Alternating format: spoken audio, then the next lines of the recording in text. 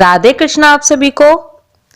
आज की वीडियो में बात करेंगे मार्गशीर्ष कृष्ण पक्ष में आने वाली उत्पन्ना एकादशी से जुड़ी जानकारी के बारे में। साथ ही जानेंगे शुभ मुहूर्त और पारण समय। तो चलिए शुरू करते हैं। जैसा कि सभी जानते हैं, हिंदू धर्म में एकादशी के व्रत का विशेष महत्व है। भगवान विष्णु की कृपा पाने के लिए एकादशी का व्रत रखा जाता है। हर महीने पड़ने वाली एकादशी को अलग अलग नाम से जाना जाता है। मार्गशीर्ष माह की कृष्ण पक्ष की एकादशी को उत्पन्ना एकादशी के नाम से जाना जाता है। इस एकादशी को कन्या एकादशी और उत्पत्ति एकादशी के नाम से भी जाना जाता है।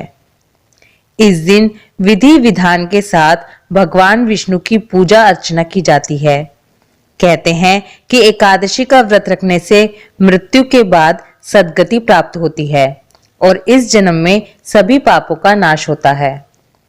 सभी एकादशी तिथियों में मुख्य रूप से भगवान विष्णु की पूजा की जाती है और पूरे श्रद्धा भाव से पूजन करने से उनकी कृपा का फल भी मिलता है। समस्त मनोकामनाएं पूरी होती हैं और मरने के बाद मोक्ष की प्राप्ति होती है। एकादशी तिथियों में से अघन मास में होने वाली उत्पन्ना एकादशी का अलग महत्व बताया गया है।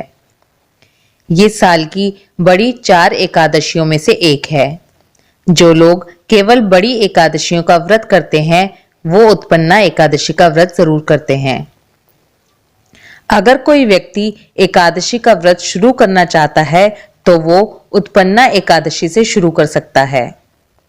ऐसी मान्यता है कि इस एकादशी में विष्णु जी के शरीर से प्रकट होकर देवी एकादशी ने राक्षस मुर का वध किया था, इसीलिए इसे उत्पन्ना एकादशी कहा जाता है।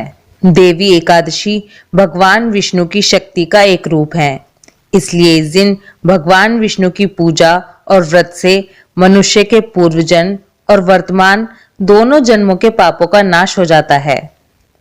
इस व्रत को रखने से धर्म और मोक्ष फलों की प्राप्ति होती है, सभी मनोकामनाएं पूरी होती हैं और कई यज्ञों के बराबर फल मिलता है। उत्पन्ना एकादशी का व्रत रखने का फल तीर्थ स्थानों में स्नान दान करने से मिलने वाले पुण्य फलों से भी ज्यादा होता है। इस व्रत को रखने से मन को शांति मिलती है और शरीर के साथ हृदय भी स्वस्थ रहता है। उत्पन्ना एकादशी के दिन एकादशी माता का जन्म हुआ था, इसीलिए इसे उत्पन्ना एकादशी कहा जाता है। चलिए अब ये जान लेते हैं इस साल यानी कि 2022 में उत्पन्ना एकादशी कब है।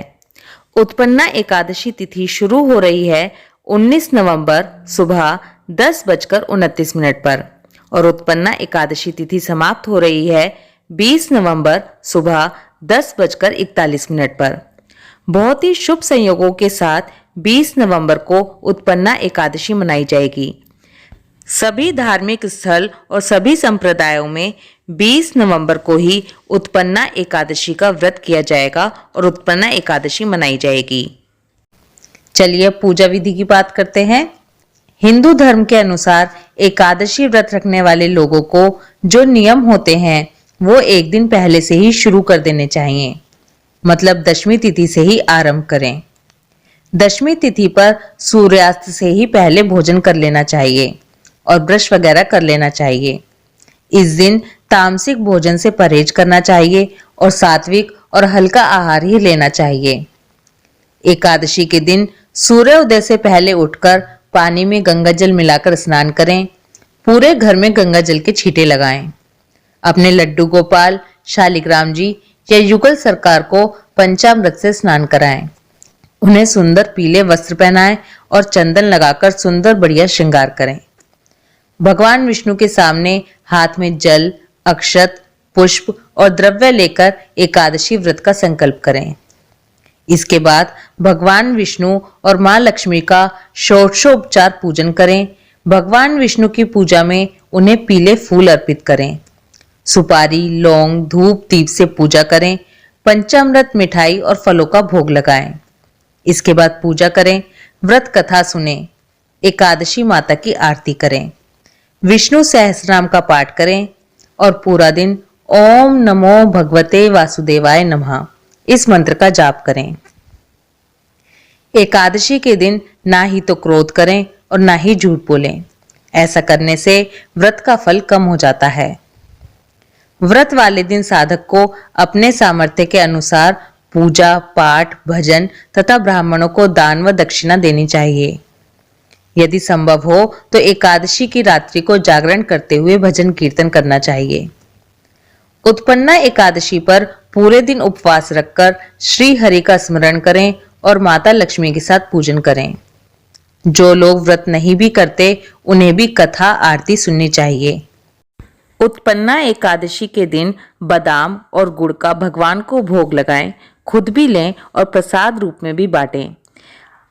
उत्पन्ना एकादशी के दिन बादाम और गुड़ खाने से तोते की योनि से मुक्ति मिलती है। द्वादशी के दिन ब्राह्मण को खाना या सीधा दक्षिणा रखकर दें और उसी के बाद अपने एकादशी व्रत का पारण करें। अब आपको पारण समय बताती हूँ। उत्पन्ना एकादशी व्रत का पारण 21 नवंबर सुबह 6:48 से लेकर सुबह 8:56 के बीच में किया जाएगा। इसी के साथ आपको ये भी बता दूं कि इस बार उत्पन्ना एकादशी के दिन यानी कि 20 नवंबर को 4 शुभ योग अमृत सिद्धि, सर्वार्थ सिद्धि, प्रीति योग और आयुष्मान योग का शुभ संयोग बन रहा है। इसलिए 20 नवंबर को उत्पन्ना एकादशी अत्यंत महत्वपूर्ण है। आई होप इस वीडियो में दी गई जानकारी आपके लिए हेल्पफुल होगी। अगर वीडियो पसंद आए तो वीडियो को लाइक कीजिए।